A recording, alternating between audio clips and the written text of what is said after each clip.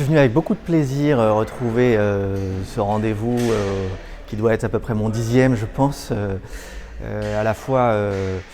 comme ancien directeur de CCAS et aujourd'hui comme haut-commissaire chargé de la lutte contre la pauvreté auprès du préfet de région. Je suis venu à la fois pour reconnaître tout le rôle des CCAS qui sont à la fois la première porte d'entrée du social, l'avant-garde, et donc à ce titre évidemment l'interlocuteur privilégié de l'ensemble des acteurs du social sur toutes les questions liées à l'accès au droit, au parcours, au lien social, et puis qui sont selon moi, et c'est ça sur lequel j'ai voulu insister, qui sont les chefs de file naturels de l'innovation sociale.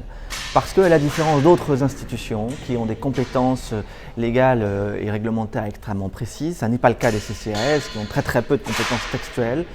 Elles agissent dans ce qu'on appelle l'action sociale facultative avec un grand F, ce qui veut dire qu'elles peuvent susciter